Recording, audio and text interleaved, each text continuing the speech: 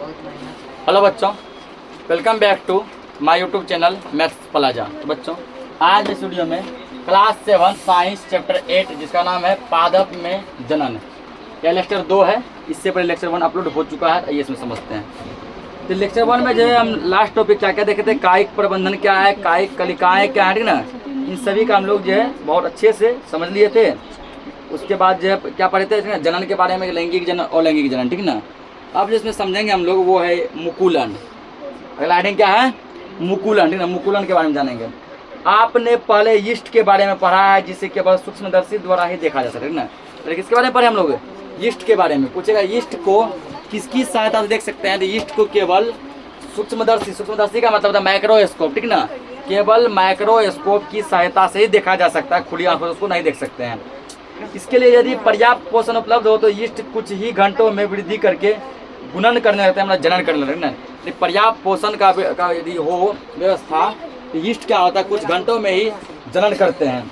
याद रखिए कि यीस्ट एक एकल कोशिका जीव है, एक कोशिकीय जीव है, ठीक ना। यीस्ट कैसा जीव है, यीस्ट एक कोशिकीय जीव है। लिखो इसको पॉइंट यहाँ पे, यीस्ट अल्लाह नहीं कीजिए, यीस्ट एक कोशिकीय जीव है। ऑब्जेक्टिव पॉइंट है ना, पूछेगा यीस्ट कैसा जीव है, एक कोशिकीय, यीस्ट एक कोशिकीय जीव है। यीस्ट एक कोशिकीय जीव है, ठीक ना। आइए हम देखते हैं कि ये जनन कैसे करता है। यीस्ट के बारे में दिया गया है कि यीस्ट आखिर जनन कैसे करते हैं, ठीक ना। इसके बारे में अब हम लोग जानेंगे। बेकरी से यीस्ट केक अथवा केमिस्ट की दुकान से यीस्ट पाउडर खरीद ले, ना। बेकरी मतलब जो कि केक बनाता है, उससे क्या करो, उससे जो है यीस्ट का केक खरीद लो, या फिर क्या करो, ठीक ना, किसी केमिस्ट किसी दुकान से क्या करो, यीस्ट पाउडर खरीद लो। खरीद लिए, चुटकी भर यीस्ट लेकर इसे किसी ऐसे पात्र में रखे जिनमें कुछ जल हो, ठीक ना। एक बर्तन में क्या करो, एक चुटकी यीस्ट रखो, इसमें थोड़ा सा पानी मिला दो, मिला दिए, इसमें 1 चम्मच शक्कर डालकर उसे जल में घोल दे, ठीक ना। यानी कि क्या किया, पहले यीस्ट दिए, थोड़ा पानी दिए और 1 चम्मच क्या देंगे, शक्कर देंगे। अब उसको मिला देंगे, मिला दिए। अब एक पात्र को किसी कमरे के गर्म भाग में रखें, ठीक ना। अब क्या करो, एक बर्तन को क्या करो, उस बर्तन में जिसमें क्या किया, जिसमें शक्कर था, यीस्ट था, पानी था, एक कमरा में उस जगह पर रख दो जहाँ की रूम में सबसे ज़्यादा गर्मी होता है, वहाँ रख दो। रख दिए। 1 घंटे के बाद हम देखते हैं कि इस द्रव की एक बूंद कांच की स्लाइड पर रखकर सूक्ष्मदर्शी से देखें, ठीक ना। वो जो द्रव जो बनाए थे यीस्ट, पानी और शक्कर को मिलाकर, उसका एक क्या करो, 1 घंटे बाद जो है, ठीक ना, 1 से 2 बूंद लो, उसको एक कांच के स्लाइड पे रखो, रख दिए। अब उसको सूक्ष्मदर्शी ने माइक्रोस्कोप से देखो, तो देखो तुमको क्या दिखाई देता है ना। आप नई यीस्ट कोशिकाएं देख सकते हो, तुम देखिएगा, ठीक ना, उसमें नया यीस्ट कोशिका आ जाता है। मतलब तुरंत समझो 1 से 1.5 घंटा में जो ना नई यीस्ट का जन्म हो गया। 1 से 1.5 घंटा क्या हो गया, नई यीस्ट का जन्म हो गया।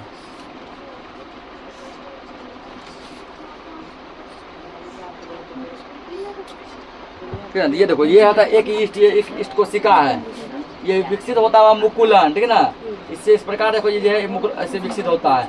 देखो कितना जरा बना लिया।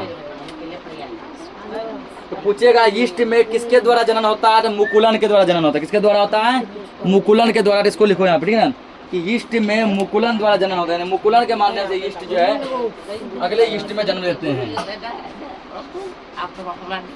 हल्ला मत कीजिए, करे ना। यीस्ट में मुकुलन द्वारा जनन होता है। पूछेगा यीस्ट में जनन की विधि कौन सी है, तो मुकुलन, मुकुलन द्वारा जनन होता है। यीस्ट में किसके माध्यम से जनन होता है, मुकुलन के माध्यम से नए यीस्ट का जन्म होता है। जनन यानी जन्म। मुकुल कर्म से वृद्धि करता है और जनन कोशिका से विलग होकर नई यीस्ट कोशिका बनाता है। नई यीस्ट कोशिका विकसित होकर परिपक्व हो जाती है और फिर नई यीस्ट कोशिकाएं बनाती है ना। मुकुलन द्वारा पहले क्या होता है, तो पहले मुकुलन द्वारा जो है यीस्ट क्या करता है, तो मुकुलन वृद्धि करता है, जिसके कारण क्या होता है ना, जनक कोशिका क्या होता है, यीस्ट से अलग हो जाता है और अलग होकर जो है नया यीस्ट बना लेता है। देखो अब खंडन क्या है, आपने तालाबों या ठहरे पानी के अन्य जलाशयों में हरे रंग के अवपंखी गुच्छे तैरते हुए देखे होंगे। देखा है सब, कभी तालाब में देखो, पानी में देखो, पोखर में देखो, नदी में देखो, कहीं भी देखो ना हरा रंग का कुछ तैरता है, तैरता है ना, हरा रंग का तैरता, हरे रंग की उससे अवपंखी के गुच्छे देखिए, फिसलदार उसमें ना वो बहुत फिसल होता है ना, पैर पर जाएगा ना सीधे फिसल जाएगा ठीक ना, बहुत वो क्या होता है, बहुत ही फिसलन होता है उसमें, उसको हम लोग कहते हैं अवपंखी गुच्छा, अपंखी गुच्छा। ये ठीक ना, अपंखी गुच्छा बोल जाए भाषा में कहते हैं वो शैवाल है। वो क्या है? शैवाल। अब यदि पूछ देगा ठीक ना कि पानी में जो है नदी हो, तालाब हो, पोखर हो ठीक ना, इन सभी में हम जो पानी में हरे रंग का कुछ तैरते हुए देखते हैं, इतना बड़ा गुच्छा जैसा होता है ना पूरा, कितना कितना कुछ पानी में तो ऐसा होता है जिस पानी में कि कोई आदमी नहीं घुसता है, ना नहाने घुसता है, ना कपड़ा धोने घुसता है, ना अपने जानवर को घुसता है, उस पानी में देखो पूरा पानी ही लगता है कि हरे रंग का कुछ कवर कर लिया लगता है ना, पूरे पानी को क्या करता है, पूरे तालाब को, पोखर को हरे रंग का कुछ चीज क्या करता है, पूरा ढक लेता है ना, वो शैवाल है। क्या है? शैवाल है ठीक ना। जब जल और पोषक तत्व उपलब्ध होते हैं तो शैवाल वृद्धि करते हैं ना। शैवाल कब वृद्धि करते हैं? जब जल और पोषक तत्व दोनों होते हैं तो शैवाल क्या करते हैं? वृद्धि करते हैं और तेजी से खंडन द्वारा गुणज करते हैं ना, संख्या अपनी बढ़ाते हैं। शैवाल दो से अधिक खंडों में विखंडित हो सकते हैं ना। शैवाल 2 या 2 से अधिक भागों में टूट सकता है। ये खंड अथवा टुकड़े नए जीवों में वृद्धि करते हैं ना। लेकिन शैवाल जो 2 या 2 से अधिक टुकड़ा में टूटता है ठीक ना, वो टुकड़ा क्या करता है, आगे चलकर फिर नया शैवाल बनाता है। वो टुकड़ा आगे चल के क्या बनाता है? नया शैवाल बनाता है। और यह परिक्रम रुकता नहीं है, बल्कि यह परिक्रम निरंतर लगातार चलता रहता है ठीक ना, चलता रहता है। समय में शैवाल के बड़े क्षेत्र में फैल जाता है ना। एक छोटा शैवाल जो है बढ़ते पहले 1 से 2 में बना, 2 से 4 में बना ठीक ना, 8 में, 10 में, 16, 32 में से पूरा फैल जाता है।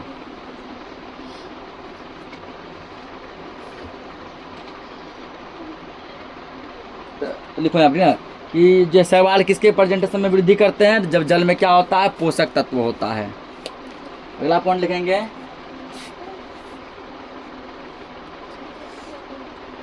कि जब जल और पोषक तत्व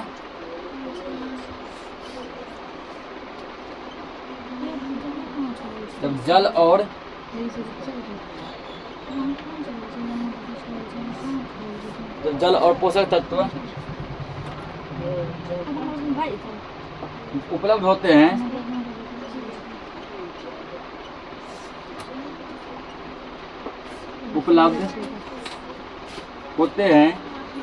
तो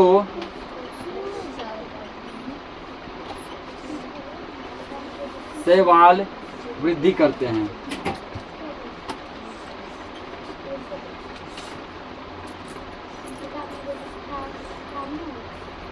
जल और पोषक तत्व होगा, शैवाल वृद्धि करेगा, नहीं तो शैवाल वृद्धि नहीं करेगा।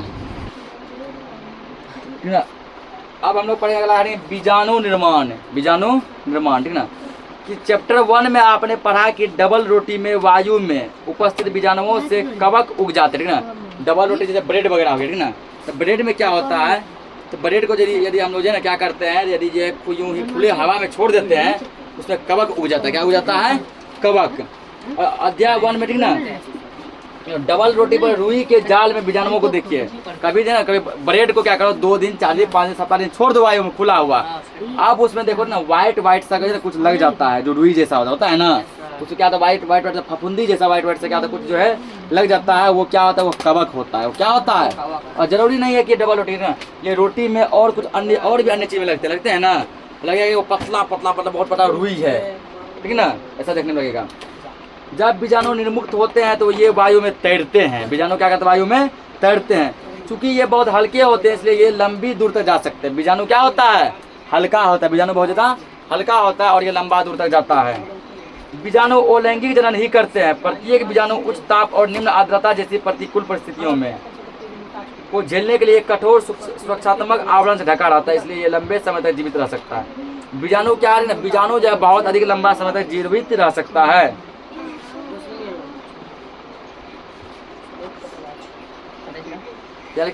पूछेगा ना, कवक में किसके माध्यम से जनन होता है? बीजाणु के माध्यम से। ये लिखेंगे कि कवक में बीजाणु के माध्यम से क्या होता है? जनन होता है। जनन यानी कि नए कवक का जन्म। जब कवक में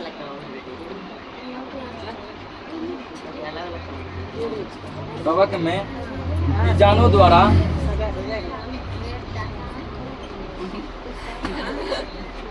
द्वारा जनन होता है। कवक में किसके माध्यम से जन्म होता है? बीजाणु के माध्यम से। अगला पूछा, बीजाणु कौन सा जनन करते हैं? अलैंगिक जनन, ठीक ना? कौन सा जनन करते हैं? अलैंगिक जनन। हल्ला मत कीजिए। तो बीजाणु अलैंगिक जनन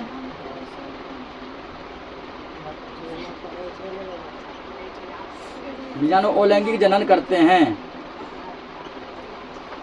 अब यदि मान के चलिए यदि यही क्वेश्चन यदि है स्कूल में या फिर टेस्ट पेपर में पूछा गया, पूछा जाएगा बीजाणु ठीक है किस प्रकार जनन करते हैं? अलैंगिक जनन करते हैं, ठीक ना? कवक में किसके माध्यम से जनन होता है? तो बीजाणु के द्वारा जनन होता है। अब दिया था लैंगिक जनन के बारे में, ठीक ना? किसके बारे में दिया है? लैंगिक जनन। तो पुष्प की संरचना के बारे में आप पहले पढ़ चुके हैं। आप जानते हैं कि पुष्प पादप के जनन अंग होते हैं ना? पूछेगा पादप का जनन अंग कौन होता है? पुष्प यानी फूल। पादप का जनन अंग कौन होता है? फूल होता है, ठीक ना? पुंकेसर नर जनन अंग और स्त्री केसर मादा जनन अंग है, ठीक ना? पुंकेसर क्या है? नर जनन अंग यानी कि पुरुष का जनन अंग, पुरुष फूल का। स्त्री केसर क्या है? महिला फूल का जनन अंग होता है।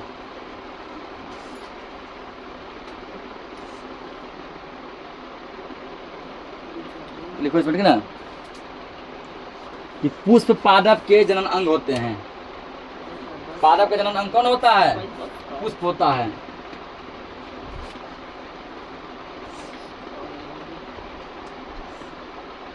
पुष्प पादप के जनन अंग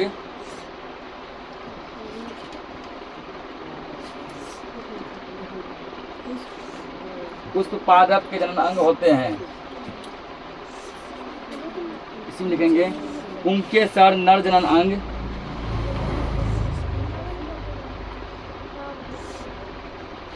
पुंकेसर नर जनन अंग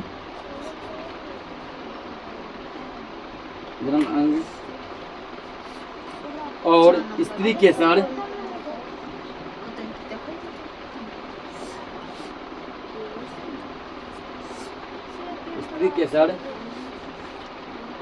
मादा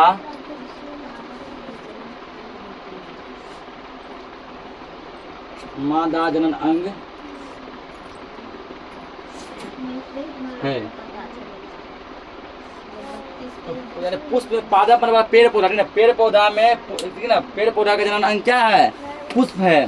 पुंकेसर होता है नर जनन अंग और स्त्री केसर क्या होता है? मादा जनन अंग। ये जो फिगर देखा है ऊपर वाला, ये है पुंकेसर, ठीक है? क्या है? पुंकेसर। ये है पराग कण ऊपर में और ये है पुतंतु। क्या है? पुतंतु। ये स्त्री केसर, ठीक ना? पहले कुछ ऐसा बंद होता है, ये ऊपर वाला है वर्तिकाग्र, ये पाइप जैसा वर्तिका, ये अंडाशय, ठीक ना? फिर ये मुंह क्या होता है? खुलता है, खुलता है अंदर क्या बीजांड निकलता है। क्या निकलता है? बीजांड निकलता है।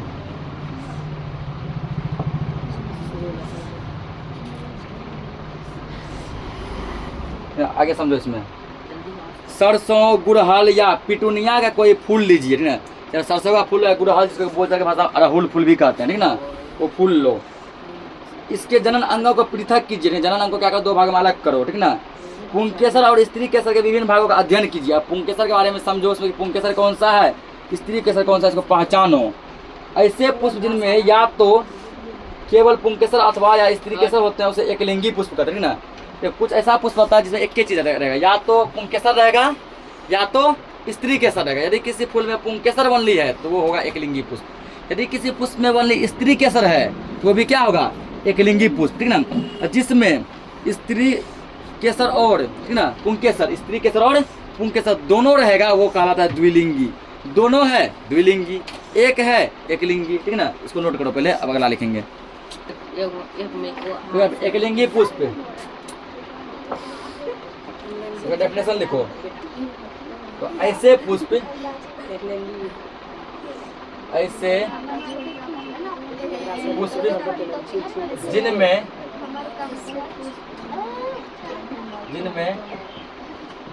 या तो केवल पुंकेसर का तो केवल पुंकेसर या स्त्री केसर उपस्थित होते हैं,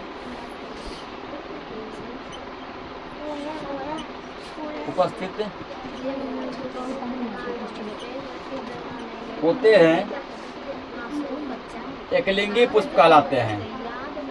तो या तो स्त्री केसर होगा, खाली स्त्री केसर होगा, ठीक है ना। और पुंकेसर होगा तो बस पुंकेसर, जो भी होगा बस एक ही होगा। ऐसे पुष्प को हम लोग कहते हैं एकलिंगी पुष्प, एकलिंगी पुष्प कहलाते हैं, ठीक है ना। और जिसमें स्त्री केसर और पुंकेसर दोनों ही रहेगा वो कहलाएगा द्विलिंगी पुष्प।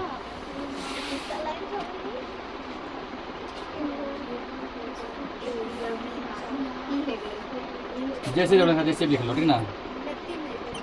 जैसे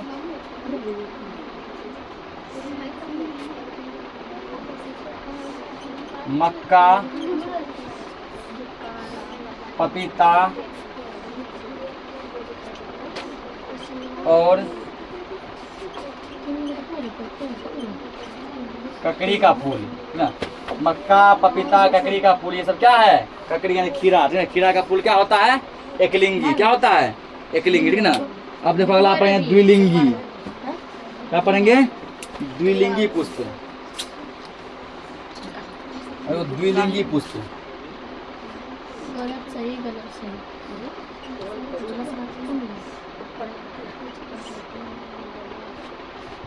द्विलिंगी पुष्प, इसमें पुंकेसर स्त्री केसर दोनों रहेगा। इसका डेफिनेशन लिखना है।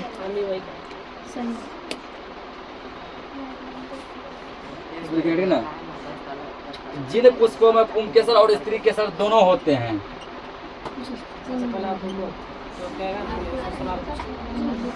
जिन पुष्पों में पुंकेसर और स्त्री केसर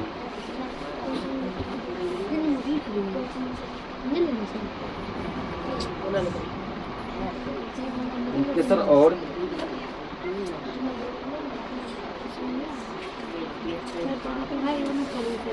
स्त्री केसर दोनों ही होते हैं,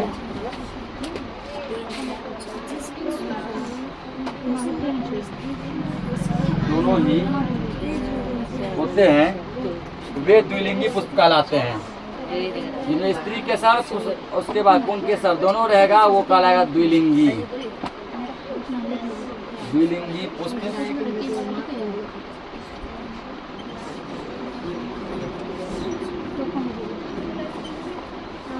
कहलाते हैं। जैसे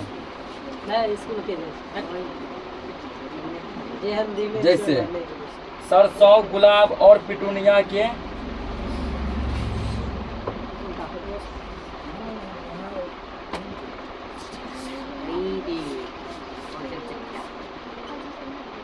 सरसों, गुलाब और पिटूनिया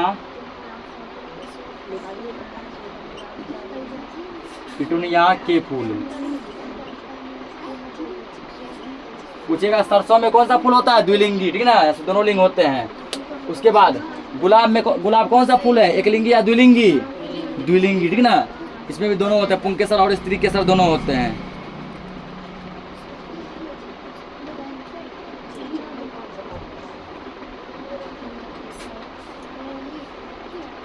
अगला कहता है क्या पुंकेसर में पराग कोष और तंतु को पहचान सकते हैं, ठीक ना। तो पराग कोष में पराग कण होते हैं जो नर युग्मक को बनाते हैं। पराग कोष में क्या होते हैं? पराग कण होते हैं जो नर युग्मक को बनाते हैं। क्योंकि मादा युग्मक अथवा अंड का निर्माण बीजांड में होता है। लैंगिक जनन में नर और मादा युग्मक के युग्मन से युग्मनज बनता है। अब हम लोग अगला है नहीं समझे पराग कण, ठीक है ना। पराग कण क्या है? पराग कण क्या है? तो सामान्यतः पराग कणों में दृढ़ सुरक्षात्मक आवरण होता है जो उन्हें सूखने से बचाता है ना। पराग कण का क्या होता है? एक आवरण, एक कवर होता है जो उसको सूखने नहीं देता है। तो सूखने से उसको क्या करता है? बचाता है, ठीक ना। क्योंकि पराग कण हल्के होते हैं अतः वह वायु अथवा जल द्वारा बहाकर ले जाए जा सकते हैं। परागकण क्या होता है? हल्का होता है, हवा के माध्यम से या पानी के माध्यम से बह जाता है। पुष्पों पर बैठने वाले कीटों के शरीर पर परागकण चिपक जाते हैं। जब कीट उस प्रकार के किसी अन्य पुष्प पर बैठते हैं तो पुष्प के वर्तिकाग्र पर कुछ परागकण गिर जाते हैं, ठीक ना। जब क्या करते हैं, जब कोई कीड़े मकोड़े जीव जंतु कोई फूल पे बैठते हैं तो उसका क्या होता है कि ना, फूल पर कुछ परागकण गिर जाता है। परागकणों का पराग कोश से पुष्प से के वर्तिकाग्र का स्थानांतरण परागकण कहलाता है। परागकणों का पराग कोश से पुष्प के वर्तिकाग्र पर स्थानांतरण परागण कहलाता है। क्या कहलाता है? परागण। यहाँ लिखो परागण।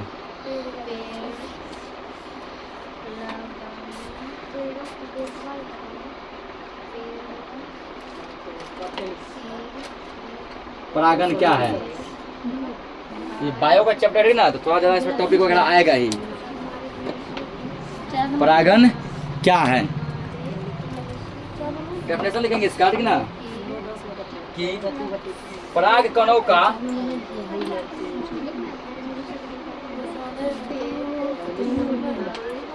हल्ला मत करो। परागकणों का परागकोश से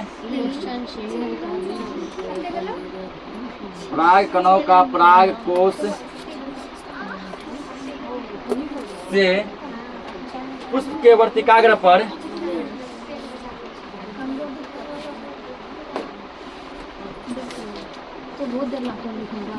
पुष्प के वर्तिकाग्र पर स्थानांतरण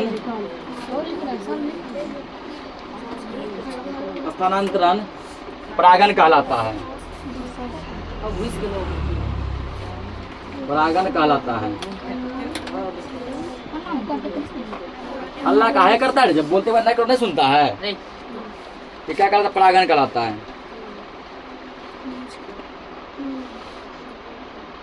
अगला एक हेडिंग है निषेचन, ठीक है। परागण पर एक और क्या आएगा? निषेचन। तो नर तथा मादा युग्मक के संयोग द्वारा बनी कोशिका युग्मनज कहलाती है। नर और मादा, महिला और पुरुष दोनों के संयोग द्वारा बनी कोशिका क्या कहलाती है?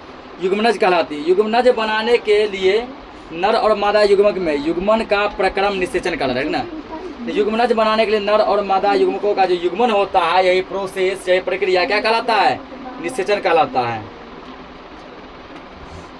और युग्मनज कहाँ विकसित होता है? भ्रूण में विकसित होता है। कहाँ होता है? भ्रूण में। अगला लिखेंगे निषेचन। निषेचन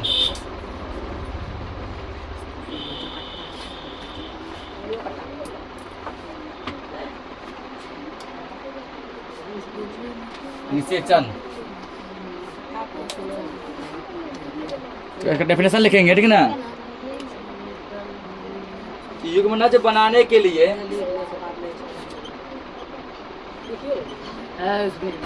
युग्मनज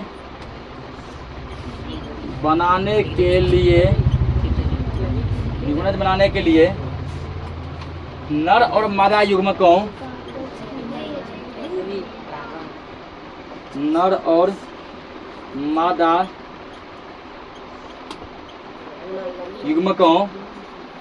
के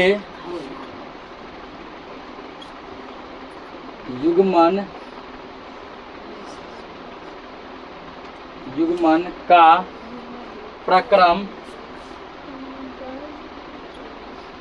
प्रक्रम निषेचन कहलाता है।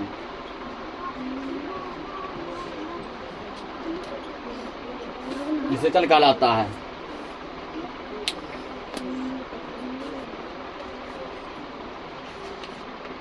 और युग्मनज भ्रूण में विकसित होता है, ठीक ना। अगला दिया फल और बीज का विकास। फल और बीज का विकास कैसे होता है?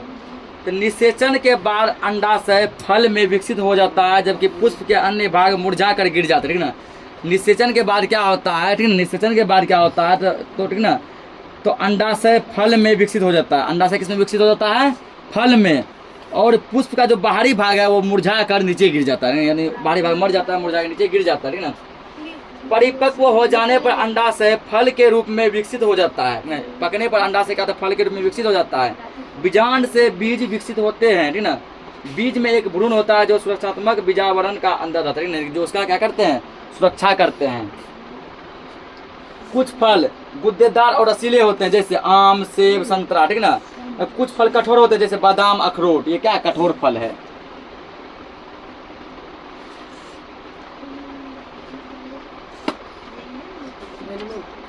सो नोट कर लिया है ना। अरे बीज प्रकीर्णन, प्रकृति में एक ही प्रकार के पादप विभिन्न स्थानों पर उगाए जाते हैं ना। अभी प्रकृति में एक ही प्रकार के पौधे अनेक जगहों पर, बिहार में, यूपी में, ठीक ना, या फिर जो अन्य स्टेट में अनेकों जगह पर उगाए जाते हैं। ऐसा बीजों के विभिन्न स्थानों पर प्रकीर्णन के कारण होता है। बीज का प्रकीर्णन के कारण क्या होता है, एक ही प्रकार के पौधे अलग अलग जगह पर उगाए जाते हैं। कभी कभी किसी वन या खेत या फिर उद्यान में चहलकदमी करते समय आपको अपने वस्त्रों पर फलों के बीच चिपक जाते हैं ना। कुछ मटर गश्ती वगैरह करते हैं, कुछ फल का रस वगैरह क्या होता है, कपड़े में हमारा चिपक जाता है। तो क्या आपने कभी ये जानने का प्रयास किया कि ये बीज आपके वस्त्रों पर कैसे चिपक गए, ठीक ना। तो कोई नहीं सोचता कैसे चिपक गया।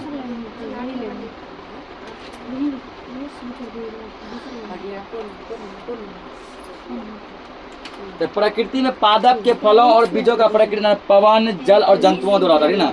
यानी कि बीज का प्रकीर्णन, बीज का एक जगह से दूसरी जगह जाना किसके माध्यम से, या तो हवा के माध्यम से जाता है, हवा उसको उड़ा लेता है, या जल के माध्यम से जाता है, जल उसको बहा लेता है, या जंतुओं के माध्यम से जाता है, कोई जीव जंतु क्या करता है उसको अपने मुंह में लेके यहाँ से ले गया, दूसरी जगह जाके छोड़ दिया। इस प्रकार ये होता है, ठीक ना। तो इस प्रकार ये चैप्टर तुम लोग का क्या हो गया, खत्म हो गया, ठीक ना। मिलते हैं नेक्स्ट चैप्टर में, तब तक के लिए जय हिंद।